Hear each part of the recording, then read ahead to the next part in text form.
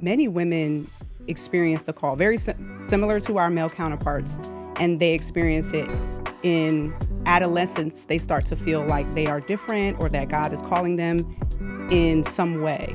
But most of them do not accept the call. Welcome to the Authentically You podcast, where real conversations lead to real growth. Hey, it's me, Dr. Brenda Alton. I'm back. You can't get rid of me if you want to. I'm going to keep popping up on that role that you have, those reels, the screens, the iPads, iPhone, whatever it is, it's me. I'm coming back. I love you all, and I thank you for liking and subscribing. We need you to subscribe. Thank you for hitting me up on YouTube, on Facebook, Instagram. Keep doing it. I love hearing your feedback, and we are here again because we have something important to share. And I just think it's a good day for a good day. How about you? A good day for a good day. And you're going to love this episode and my guest for today. We have some wisdom nuggets for you, and we're going to be talking about women in leadership, but also we're going to hit on some of that imposter syndrome stuff because it's real. And I don't know about you, but have you ever been praised for something and immediately thought, if they really knew, they wouldn't say that? I want to know if you've ever been in that position. Have you ever been praised for something and you thought, boy, if those folks knew, they wouldn't ask that or say that, give you that compliment, give you that high five? Well, that statement alone is really about the patterns of self-doubt. And it's not diagnosing mental health conditions. It's really about that self-doubt. And so today, we're going to name what's happening, unpack what triggers it, and share a few tools that you can use before your next big moment, because your next big moment is coming. So my guest today is a champion for women, and she empowers women to denounce the imposter syndrome, along with so many other things. So stay glued to this segment because I guarantee you that by the end, you will have a simple way to challenge this I'm a fraud story and have some weekly practices to build evidence of competence. We want you to walk competently. So let me start with a little bit the perspective of like imposter syndrome in the lived experience. And I'll just say for Black women, because that's my lived experience. So for many Black women, imposter syndrome can be less about personal lack of confidence and more about what it feels like to perform under a microscope. Come on, y'all. You know what I'm talking about. Being the only one carrying extra visibility and navigating environments where your competence is questioned faster and credited slower. This is about how we are constantly showing up and the pressure of being twice as good, fearing of confirming stereotypes and the exhaustion of the code switching or constantly calibrating how you're perceived. In that context, the goal isn't to fix the person. It's to name the mix of high standards, uneven feedback, and bias that can make self-doubt really feel rational, even when your track record is strong. So when we're looking at this, I'm looking at these common drivers like underrepresentation, stereotype threat, these double standards around the tone of professionalism, this inequitable sponsorship and unclear expectations or shifting goalposts. So when we're facing these types of situation, there's a way that it sounds internally like I can't make mistakes or I have to prove it again. If I speak up, I'll be labeled. I don't want to be seen as the diversity hire. How can it show up like that when we profess to be these bold, strong women? Well, internally, we're fighting a battle. And then behaviorally, it shows up as over preparing, staying quiet in high visibility rooms. And you can find yourself really avoiding stretch opportunities, downplaying your achievements, or taking on extra work to preempt criticism. And so some of this can be perceived as this is my nervous system reacting to real patterns in the environment. And my job is to protect my energy, collect evidence, and choose one brave action anyway. As a matter of fact, let me pause right here and give you an affirmation. I want you to declare this over yourself. It is my job to like me. It is my job to like me. So it's not anyone else's assignment to like you. It's your job to like you. It's your job to be your authentic self. So tell yourself, I am allowed to take up space.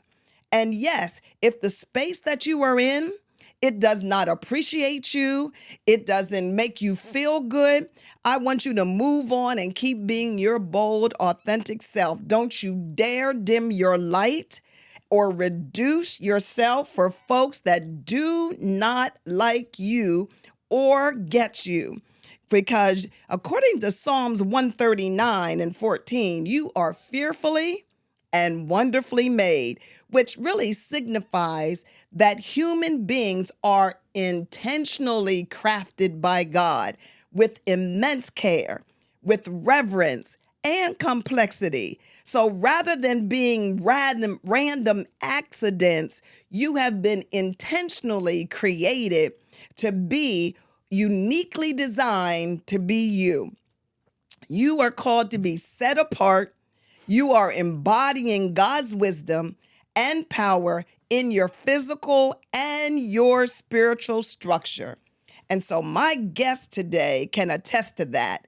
I want you to help me welcome the beautiful, anointed advocate for women in leadership in ministry and in the secular world, the Reverend Dr. Erin Wilford-Skipworth. Yes. And this is the first woman senior pastor at Bethlehem Baptist Church, as well as the human capital strategist for a healthcare system. Welcome, Dr. Erin. Thank you. Thank you for having me. You are more than welcome. So what's happening, lady? What's going on with you? It's a lot going on with me. And so I think the first thing that comes to mind is that I am newly installed senior pastor at the Bethlehem Baptist Church in York, Pennsylvania. Shout out to all of the Bethlehem Baptist Church family and friends. Yes. And so I have that going on. I'm, human capital strategist by day. I am a wife. Mm-hmm. I am a mother to two boys. And so very busy. Very busy. Yes. But God is good.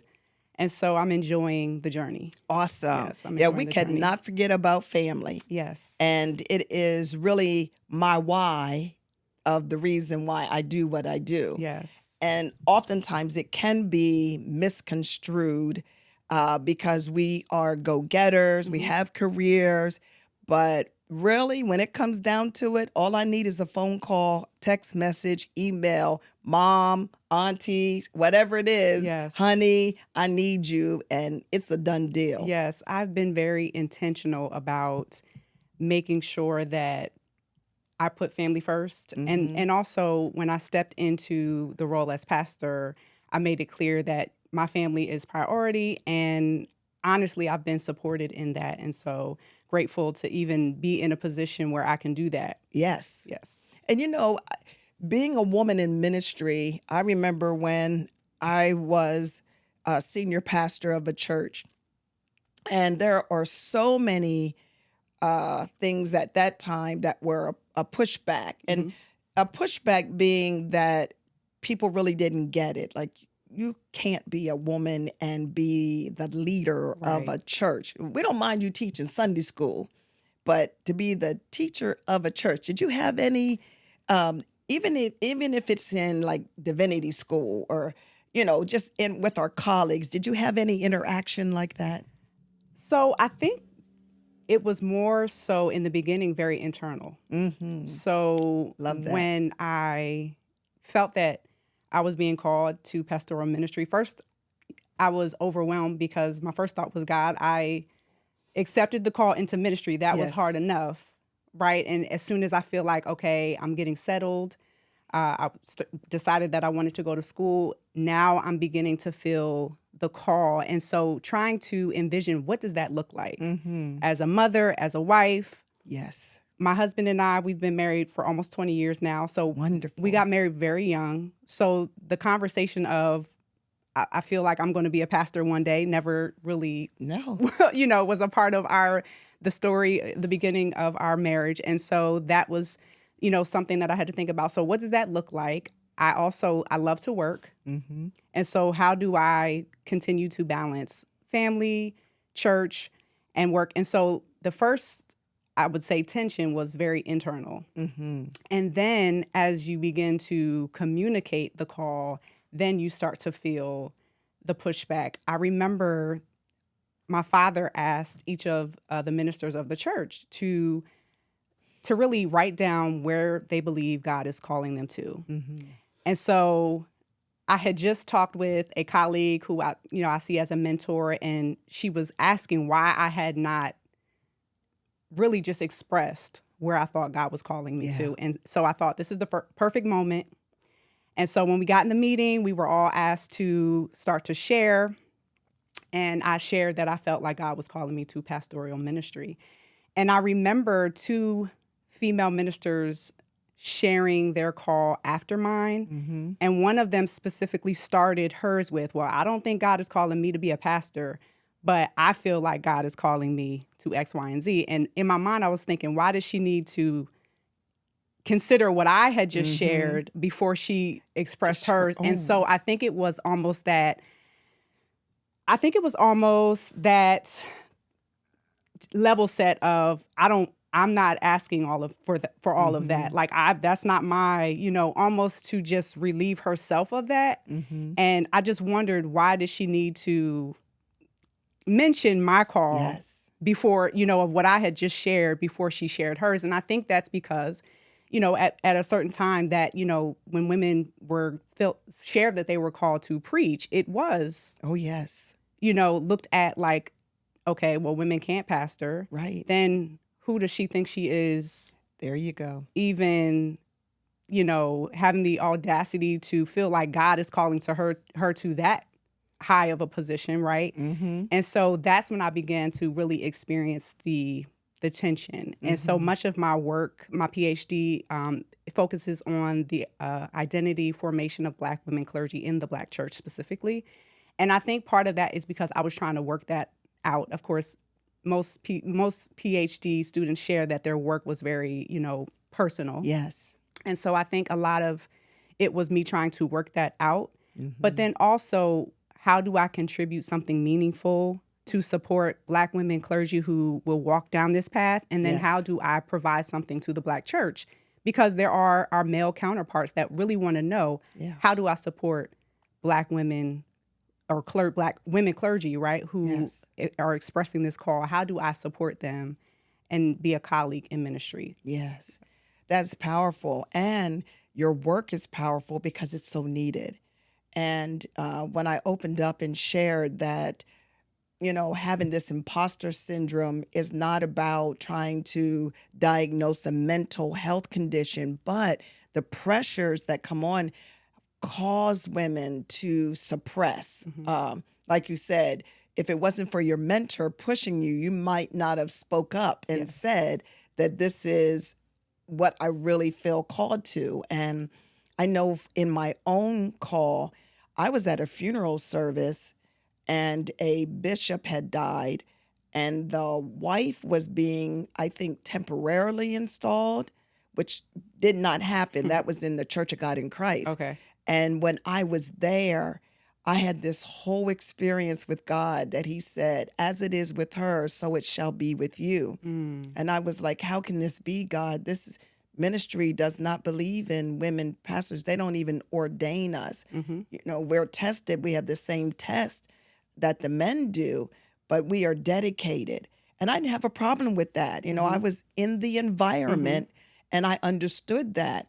But it was God who is the ultimate authority that said, as it is with her, so it shall be with you. And I was weeping.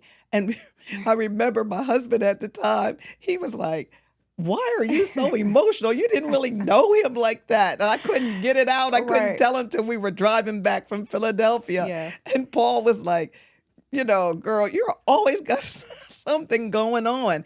But it was an experience. And I think that we realize that this imposter feeling sometimes is influenced by the environment that Absolutely. we are in. And I commend you because it's so important to have women invest in studying about how to help women grow in ministry, which is a huge leadership Yes. position. Yes. Yeah.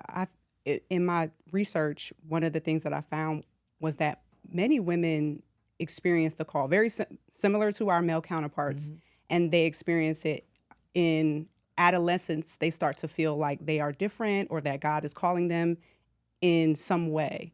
But most of them do not accept the call, and even throughout life, they put it off. So Yeah. most of us, in a sense, delay. And so whenever I see a young woman who is accepting the call, most recently someone in my life, Jordan Hampton, she's 17, I believe. And so she Yeah. accepted the call.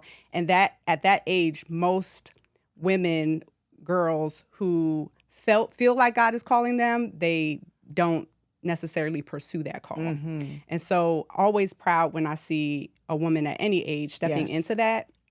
But one of the things that I also learned, there's a researcher by the name of Katie Cole, Okay. and we have what we call the glass ceiling, and she talks about something called sticky floors.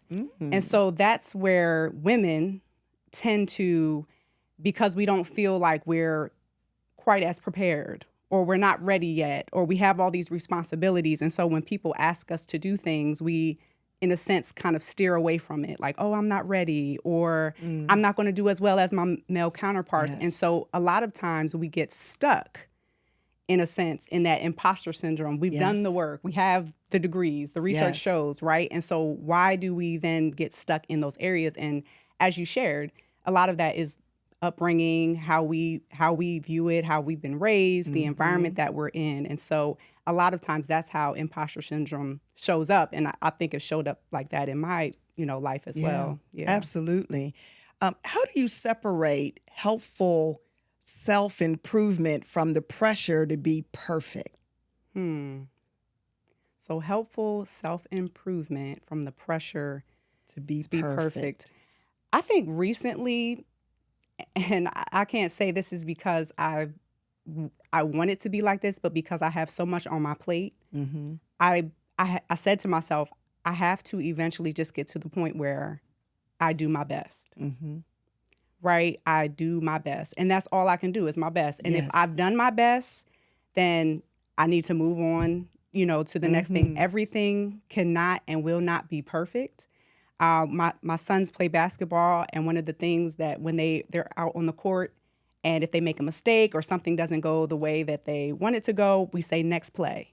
Right. And so in my mind, as I'm navigating, when things don't necessarily go as well as I want them to go, or I don't feel prepared, or, I mess up, next play. Right. And that's not to be in denial Not at about, all. right. Not to be in denial, but, we have to continue moving forward, and we're human. Yeah. Right. And so that's a part of humility, knowing that I'm human and I'm not perfect.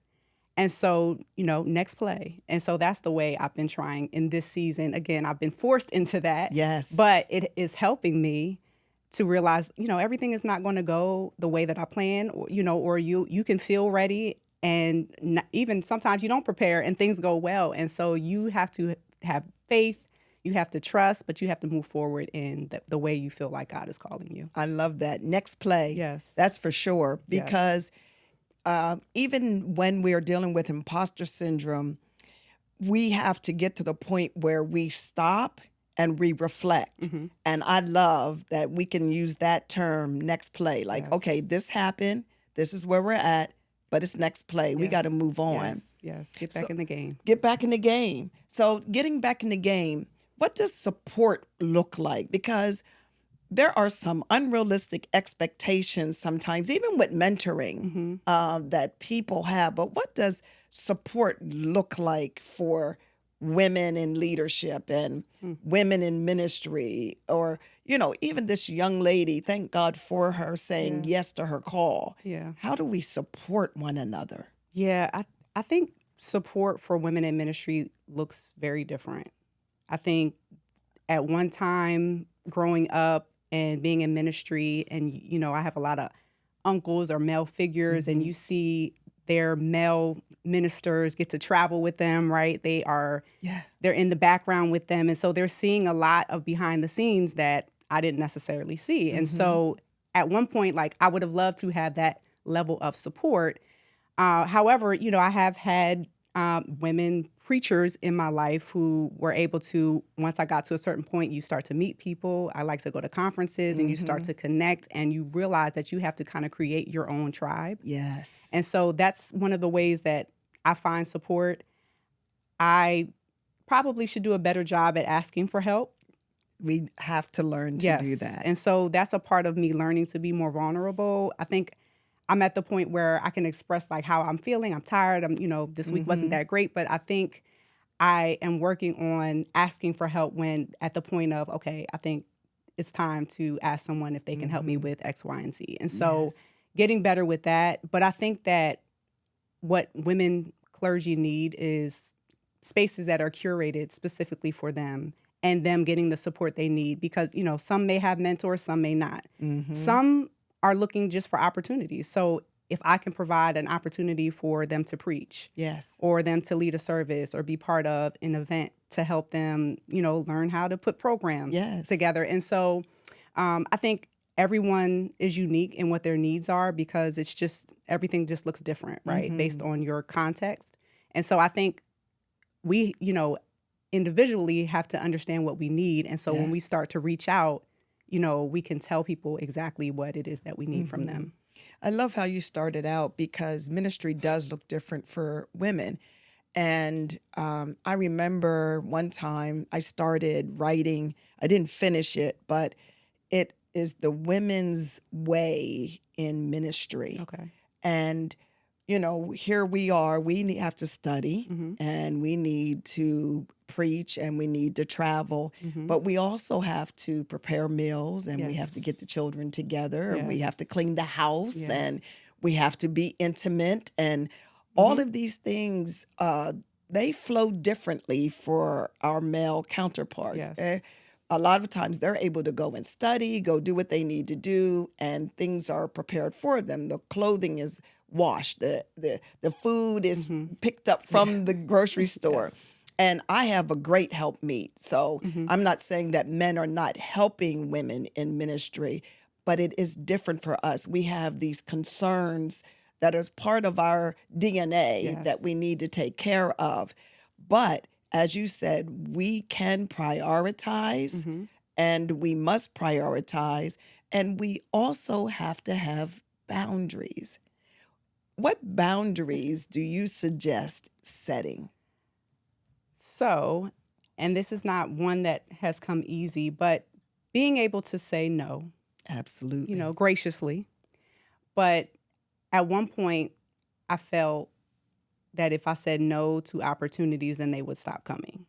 And so, and I was even in some ways told by a lot of my mentors, like, you always want to say yes because somebody else is willing and ready to say yes. And so as a female, sometimes that scared me. However, I believe that your gift will always make room for you. And God has been faithful to me in that regard. And so I think being willing to say no is important, because it is. I learned when I would say yes, when my spirit and my mind and my Yes. body wanted to say no. Going through it, you're not as focused, right? You're not as excited. Like, I want to be excited about every opportunity that I'm walking into. And so I had to learn to say no. Yeah. And so I think that's one of the most important ones that the most important way to create boundaries. Yes.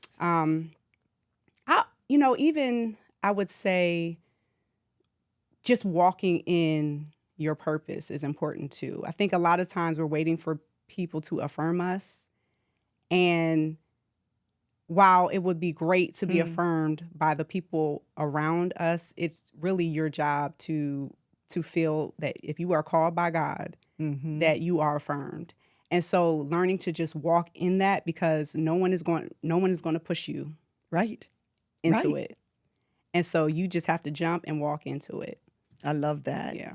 And it's so important because, for the younger generation, these younger women who were walking into this space for the first time, that's something we have to pass down to them, to learn to say no and to walk with this confidence. And I don't know about you, but every time I minister, or even when someone would ask me to sing, I would be very nervous.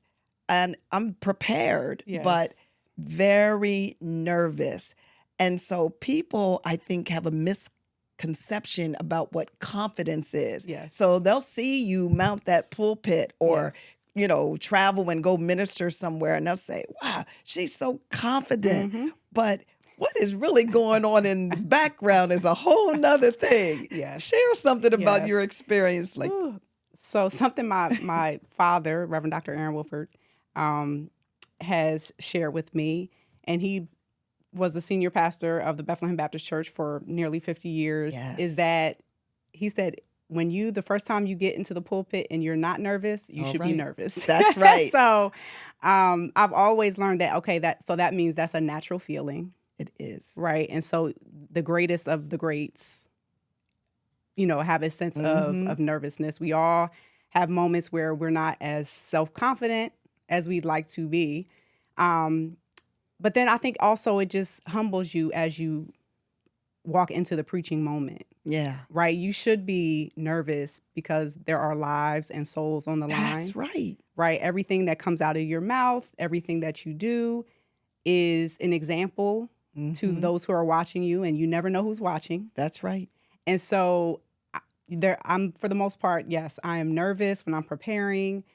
However, it helps you build a trust that helps you just go through the moment, that you know that God's got you. And so I don't think that ever leaves you, right? You learn to live in that moment. You learn to live in the nervousness. Yes. Yeah. And, it's transferable everywhere.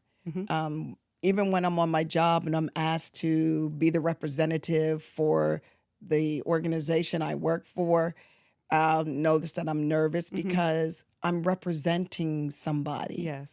And I believe our women need to have that pride within themselves that I'm representing my family, my grandparents, great-grandparent, mother, father, grandpa. Yes.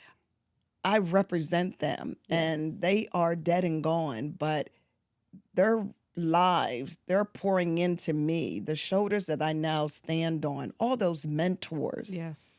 It's important for me to represent well. Yes. And it's not a pride thing. It's representing well. And when we walk out the door, I know we're in a different era, but to have our bonnets on, that is, it's the bonnet generation, Yes, right? right. And I understand that it's their way of life, but we were not taught that way. We were taught that you enter out. My grandmother would talk about, I want you to be classy, not brassy. Yeah.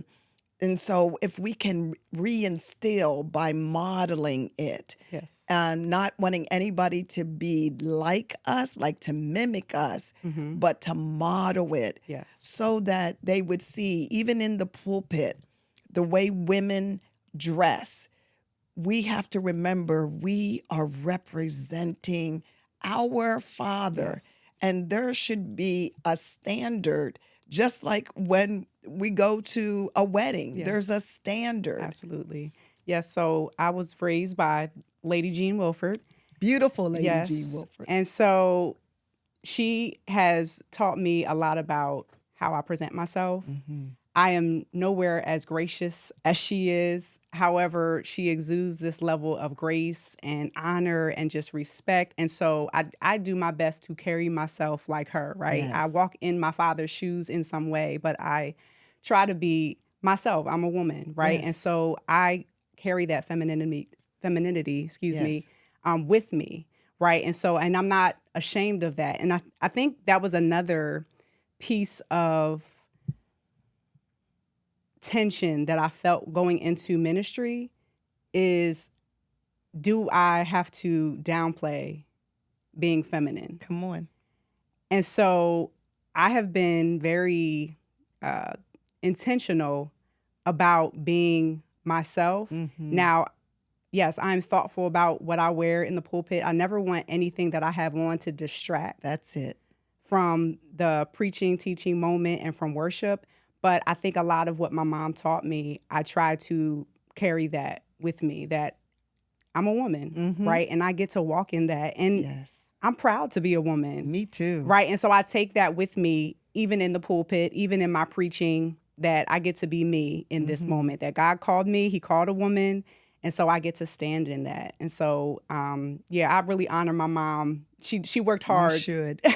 for me to act like a lady, because I was a basketball player.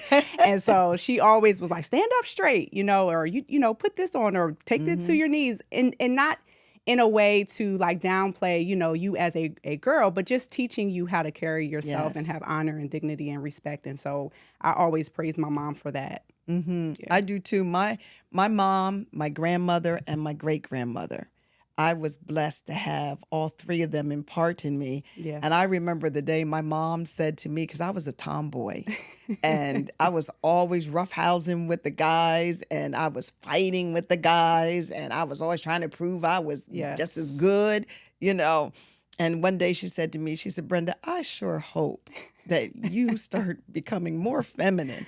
I thought I was okay, but I loved it. And she always, as a little girl, we always had the fluffy dresses on, and Easter was the bonnet, the gloves, the purse, all those things. What I didn't realize, that those were the methods and the hands that were crafting me so that I could carry myself in any circle. Yes. I can go into any circle and know that I'm appropriate. Yes. I don't have to transform to be in that environment, but I love walking in and people say that your presence brings me peace or comfort. Yes. And that's what we should see. And I love how you said that we as women need to stand in that's who we were created to be. Yes. Yes. So why not? Right. Yes. So I think that that's a very important piece, even with women in leadership, to think about the little girls who are watching me, not just women, right, but the little girls who will learn from me and who, may feel like, okay, how do I be myself? Or that they may feel unique. And so I always try to just be myself. And I know that sounds cliche. It's not, though. Yeah, it's not. It really is important, because I think the more relatable I am, the more, effective ministry is for me. Yes. Yeah. Absolutely. And, I was speaking about how we can walk in confidence and it not be prideful. So it's not just confidence. It's really like, where is this coming from? Yes. And when you know that you have had good impartation, good teaching, you know that that's where it's coming from. Absolutely. And it shows up through everything, even, the way you serve, the way you minister, the way you treat your husband, the way you, with your children. It should be a consistent line. Absolutely. And when we deal with imposter syndrome, we're not being consistent because we're one way with certain people Yes. and another way when we are before. And I hope that today we can encourage women to continue to be their authentic self, to embrace who they are. And, if you're in a position where people might think, oh, you're too loud for this role, or you're too animated for this role, that you stand in who you are Absolutely. and share that this is my authentic self. And if it's offensive to you, then maybe we need to switch rooms. Yes, absolutely. And I think, when we talk about authentic leadership, a lot of people think, oh, that's just me being myself. Like, I'm much me, more. so I'm authentic.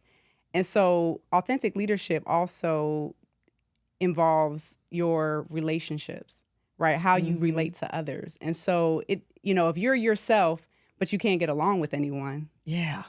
right? There we go. How valuable is your authenticity? Yes. And so I think that's a piece of it. Also, authenticity involves your moral integrity. It does. Right? The choices that you make. And so if you're leading people authentically and you're making immoral choices, right? Then it questions how authentic you are, how true to yourself, especially in ministry, how true to yourself you are. Because in ministry, God should be speaking to you, and we know that the choices or the direction God is leading us. And so it involves authenticity, involves more than just ourselves. Yes. Right? It involves thinking about what's going on outside of us, right? And how we relate to others. Absolutely. I was thinking how in the business world, they'll kind of note this as people do not have soft skills. Yes. Right? Yes. And there is a gap. There have been those who did not have someone to teach them. But if we remain teachable, we can do all things through Christ who strengthens us. Yes. And we can even develop in a way that, I love how you said, being yourself is, if it's bringing harm, if it's immoral, if it's causing you to distance people, that is being yourself, but it is not being authentically you, because the authentically you part allows you to tap in to the values that God created you with, that you have the fruit of love and joy and peace and long suffering, that you see the evidence. I was teaching in our mentee class that the evidence, leadership evidence, is the fruit of the Spirit. If you don't have those pieces exuding from you, if under pressure you see what is cultivated in you, then it's either going to be good or bad. And what we want is to encourage people, yes, be you, but make sure that being you is not offending Absolutely. somebody else. Absolutely. Yeah. I think I've learned a lot from my parents in ministry. And there are times where, we want to go low with other people, or we want to match energy. But one of the things that they taught me is just to be consistent with who you are. Yes. Right? That in many instances, you don't owe people an explanation, that you don't have to defend yourself. Right? If you walk away from a situation knowing that you've done the best that you can, and that you did what was right, then you should be at peace with that. And so I've always just tried to model off of them, to just be consistent, I love that. Be faithful in who you are. Yeah, be consistent. That is a part of what authenticity is. Yes. You are not performing one way for this person and then another way. And even in our walk in Christ, we're not, walking this one walk in the church, and then when we're at home, it's a whole different thing. And that's why your children don't want to come to church, because you are not living the life before them that you just preached or taught about or sung about. And so it's really important for us to really garner the weight of what it means to be who we are, and what value are we going to leave to this next generation? Like, Yes. what's the legacy? Yeah. The legacy is not what I'm going to leave when I'm gone, but when I leave the room, what aroma is Absolutely. there? Absolutely. And I think that as I'm getting older, that is becoming more and more important to me, and realizing that, authenticity and leading is just like not something you just do instantly, that it's all a journey. Right. And so just continuing to get better, thinking about the decisions that I make, they impact not my children, my husband, my family, but then also those who are connected to me through the church. And so I think that, the decisions that I make and who I am and just getting better at everything that I do is important to me, because I know I have the next generation, Yes. right, that's looking up, right, and I need to leave something too, just like something was left to me. Absolutely. So as we come to a close, what is one or two things that you wish that women in leadership would stop repeating? Ooh, that's a good one. Stop repeating. Stop repeating. Well, here is one thing, not necessarily repeating, but defending, Okay. that we have a place and that we too, just like our male counterparts, are called into ministry. I don't think that that's something that we have to defend No. per se. Of course, you should be able to have a defense, right? Because internally we have to make sense of, wherever God calls us to. But I don't think it's our role to defend why we matter, why we belong, Absolutely. right? Why God has called us. Our male counterparts don't do it. And so I refuse to do it. I've been, there are many times where I feel like people try to pull me into these conversations Yes. and these debates, and I really don't owe it to anybody. And so I think that's for anything that you do, that if you feel like God is calling you to a specific journey, that it's really not for anyone to get. Yeah, we pray and hope that people accept and support, but Right. it's really not for anyone else to get, and everyone will not understand, and everyone is not meant to go with you. I think that's a major lesson that I've learned as far as pastoring. There are people who are so excited for me. Yeah. There are people who are, it's been taking them a while to really understand or to get used to it. There's people call me Pastor E at church. Now, I never refer to myself as Pastor E, but it's what a lot of people call me. And I think it was just birthed out of, it just is easy for some people to digest Come on. by just calling me Pastor E Yeah. instead of calling me Dr. Wilford, Reverend Wilford, Yes. Skipworth, Reverend Skipworth, Pastor Skipworth. No one ever called my dad Dr. A Right. or Pastor A. And the way we pick that up, Right. we hear it. Yeah. And I love my name, there we Erin go. Lynette Wilford-Skipworth. And so I'm okay with it. Don't get me wrong, because again, I don't feel the need to justify. I don't feel the need to pump my chest or pound my chest. Absolutely. So I'm fine with it, right? Because God is still taking me through the journey of ministry the way he said he would. And so, a lot of people just do it because I'm younger than them, Yes. And so, but I think it was birthed out of, this is a little easier for us to accept, right? And then there's this third group who is just like, I can't swallow the pill, That's right. And that's okay too. And it's okay. And that is okay too. And I think I've always been like that. I'm okay with that. Yeah. That my husband will always say, you are not for everybody, but you are for somebody. That's right. And so I focus on those somebodies who feel like I am for them, because I have work to do, right? And so I would say, walk in your calling. No one can affirm you the way you affirm yourself. Like you said, that it's your responsibility and it's your job to love and like you. And so I like myself. Yes. And so, and I'm proud of being a daughter of ministry leaders. Yes. They've done some great work, and I am just excited to pick up that work and to continue on. Well, thank you so much. Thank you for having me. Reverend Dr. Erin Lynette Wilford-Skipworth. Thank you. Thank you Thank for you. taking the time to come out and to be a part of the Authentically You podcast. I want to give you this gift. I love it. Thank you. As well as we have a pen set for you just to say thank you Thank you so for much. being a part. We love you. I loved your family forever. And if any of you have the opportunity to go to York, PA, to the Bethlehem Baptist Church, Yes. you will not be disappointed. Yes. Sundays at 10 a.m. Sundays at 10 a.m. So we always like to promote.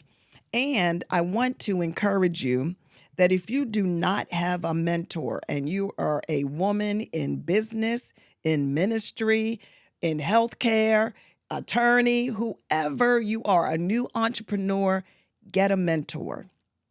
If you don't have a mentor, you can contact me at info@brendaalton.com. I might not be your mentor, like Reverend Dr. Erin said. I'm not for everybody, but I have a lot of resources and I have some powerful women in life that will be great for your tribe, and we can make that connection.